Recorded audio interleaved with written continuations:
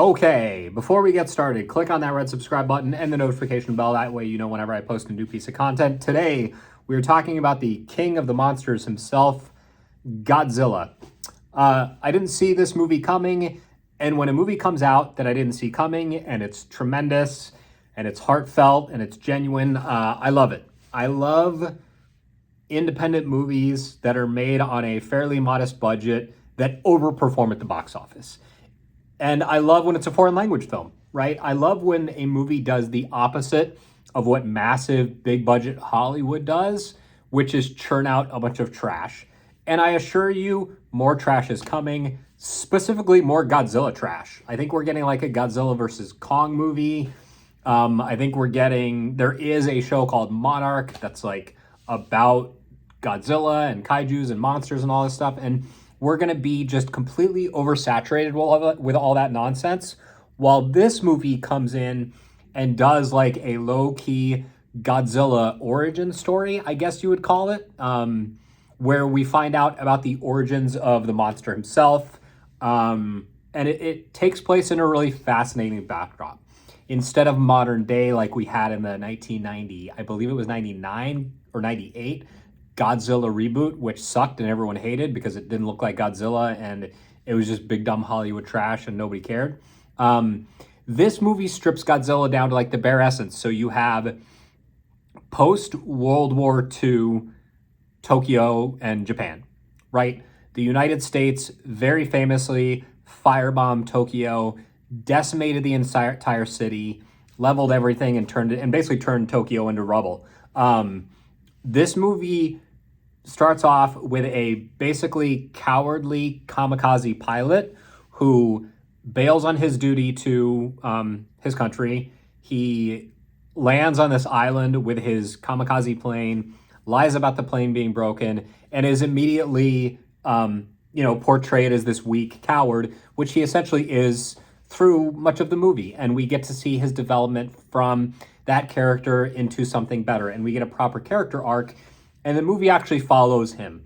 Godzilla is a huge, massive part of this movie, and he's a huge presence. He looms over every scene in which he participates, and yet all of that budget and all of that money that's spent on Godzilla in this movie never even comes remotely close to overshadowing the human story that is the beating heart of the movie. And that's what ultimately makes something like this so successful. And we follow him, this cowardly man, as he deals with his own failures as a man, as a potential husband, as a pseudo father, and all of this stuff. It's all in Japanese with English subtitles, and the movie really hits home on that family drama aspect of it, to the point where it gives all the Godzilla stuff meaning.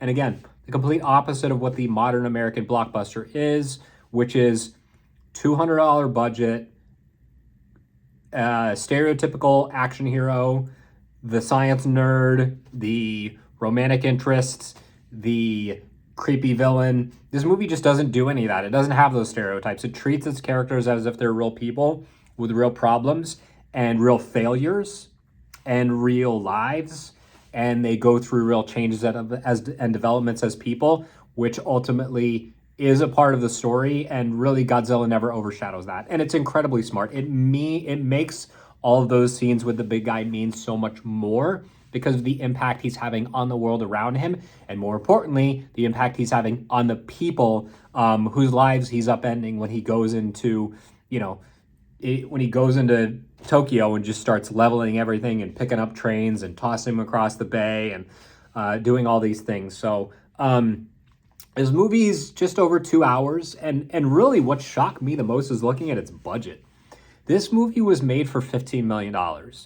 And when you watch it, there is a certain loving, very ever so slight cheesiness to the big monster Godzilla scenes, and it very lovingly portrays some of the original movies, of which I think we've had over 50 Godzilla films at this point. And yet the budget is used extremely well here. And I don't know, I legitimately don't have any idea how they managed to pull this off with $15 million budget. It is mind-blowing to me. And it should tell you a lot about the state of Hollywood, that you can pull off a movie like this with next to no budget and have it be not just a great success at the box office, but more importantly, a very good movie with characters and a story that we ultimately matter,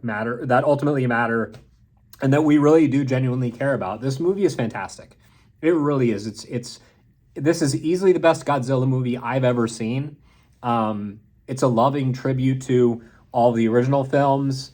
There is a potential to set up for a sequel, but it's just so freaking good. So major shout out to the team that made this movie. I loved it. I loved every second of it.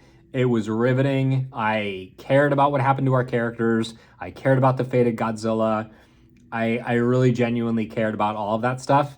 And movies like this really should teach Hollywood a thing or two. That's not about the budget. It's about this. It's about what you do with that budget, and it's about giving us a story that we ultimately care about. That's all that matters. And this is such a lovingly crafted throwback piece of cinema that we just don't get anymore. And I love it. I love it a lot. And of course, I'm in Texas these days for the time being, and I saw it at the Alamo Draft House, which, if you've ever been to Texas, is like the ultimate move because Alamo Draft House is the bomb. So thank you so much for checking out this video. If you liked it, if you found it helpful, if you think it's trash, if you think I'm terrible, still subscribe to the channel. Let me know what you think in the comments. Godzilla -1 is the movie. It's the jam. And I'll see you next Wednesday at 9 a.m.